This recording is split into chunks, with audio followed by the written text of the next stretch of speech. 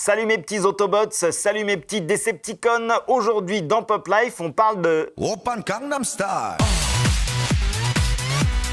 Gangnam Style. Allô? Oui, bonjour.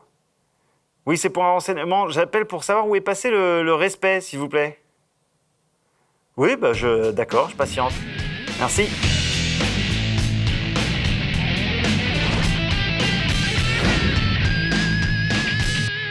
Dans le top 5 des meilleures gammes de jouets de tous les temps, on a les Maîtres de l'Univers, les Tortues Ninja, les G.I. Joe, Barbie et évidemment les Transformers.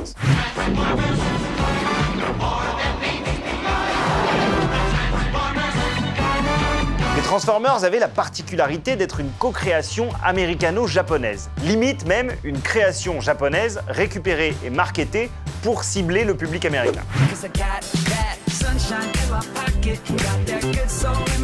Basé sur deux gammes de jouets transformables japonais, le cartoon Transformers est animé par la Toei Animation et les jouets sont produits par Takara Tomy. Les gamins des années 80 sont fascinés par ces véhicules dont on peut faire des robots. Et c'est vrai qu'ils avaient quelque chose de purement magique.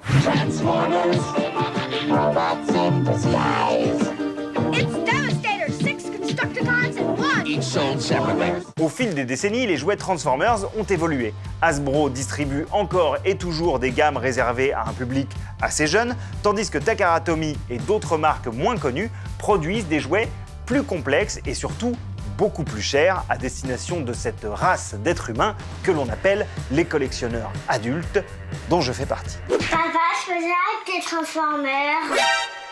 Preuve de l'extrême vitalité de la licence, deux des meilleures figurines de 2019 sont des Transformers. Elles sont issues de la gamme DLX de chez 3A Toys et adaptent les versions du film Bumblebee de Optimus Prime et Bumblebee.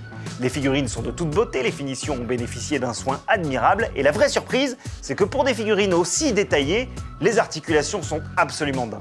Alors oui, les puristes diront que ce sont des figurines Transformers qui ne se transforment pas, et ils ont raison.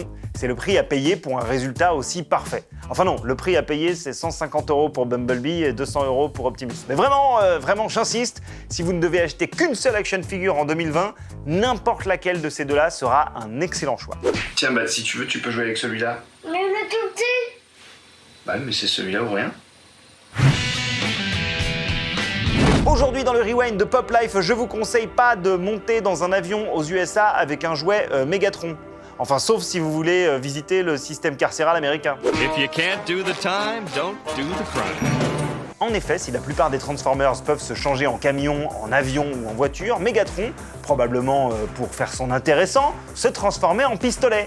Évidemment, pour la version jouet, Houston, we have a problem. n'ayant pas un bout de canon orange comme c'est la règle pour les pistolets en plastique, afin de bien les différencier des vraies armes, le jouet Megatron de 1984 est banni de plusieurs pays et aux USA, t'avais pas le droit de voyager avec. Aujourd'hui encore, son importation est strictement interdite dans certains pays.